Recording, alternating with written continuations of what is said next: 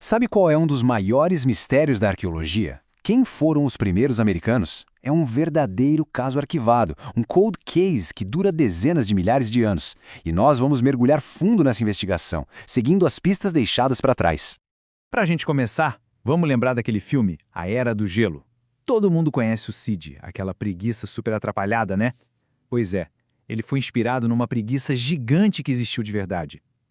A América pré-histórica era assim, um mundo cheio dessa megafauna, com animais gigantescos como mamute, tigres dentes de sabre e preguiças que chegavam a ter 6 metros de altura.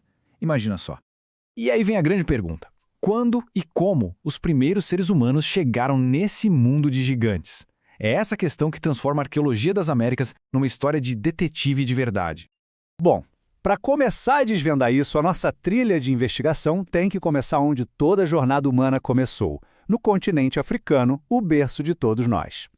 Essa aqui é a Lucy, um dos esqueletos de ancestrais humanos mais antigos que a gente já encontrou, com cerca de 3,2 milhões de anos. Ela foi achada lá na África em 1974. E o nome dela, olha que curioso, a equipe que a descobriu estava comemorando e ouvindo muito a música Lucy in the Sky with Diamonds, dos Beatles. Pronto, o fóssil foi batizado de Lucy.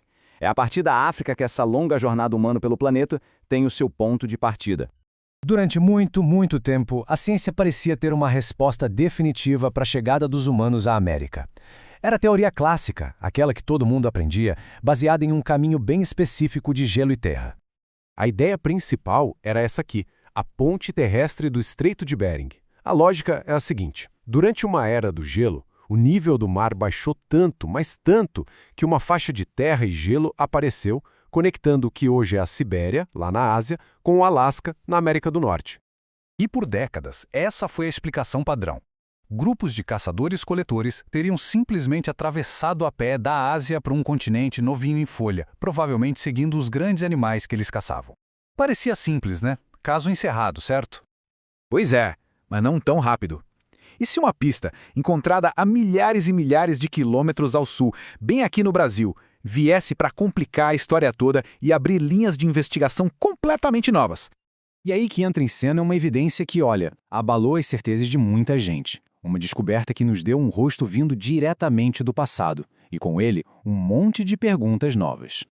Estamos falando de Luzia. Ela viveu há 11.500 anos. Só para a gente ter uma noção do que isso significa, essa data faz dela o fóssil humano mais antigo já encontrado em todo o continente americano. É coisa pra caramba!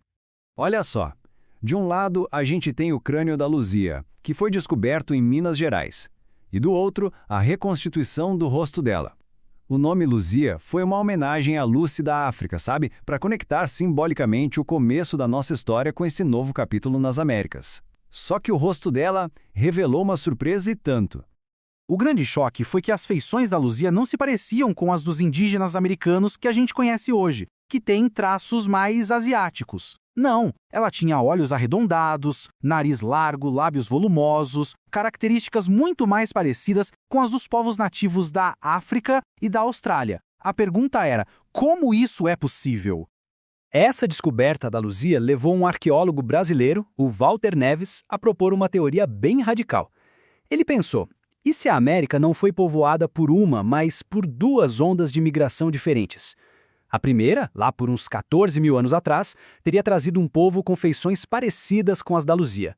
E só milênios depois, uma segunda onda teria trazido o povo com traços asiáticos, que deu origem aos indígenas atuais. Então, peraí, se essa primeira leva não veio andando pela Sibéria, como eles chegaram? A existência da Luzia abriu a porta para uma outra hipótese, uma travessia pelo mar. Grupos humanos poderiam ter vindo da Oceania, navegando de ilha em ilha pelo Oceano Pacífico, até finalmente desembarcar aqui na costa da América do Sul. A história estava ficando muito mais complexa. Mas e se a história for ainda mais antiga? E se eu disser que uma descoberta super controversal lá no Piauí propõe jogar essa linha do tempo dezenas de milhares de anos para trás? Essa é a arqueóloga Nied Guidon, uma figura central nessa parte da história. Desde os anos 70, ela comanda as pesquisas na Serra da Capivara e defende com unhas e dentes que a presença humana ali é muito mais antiga do que se pensava.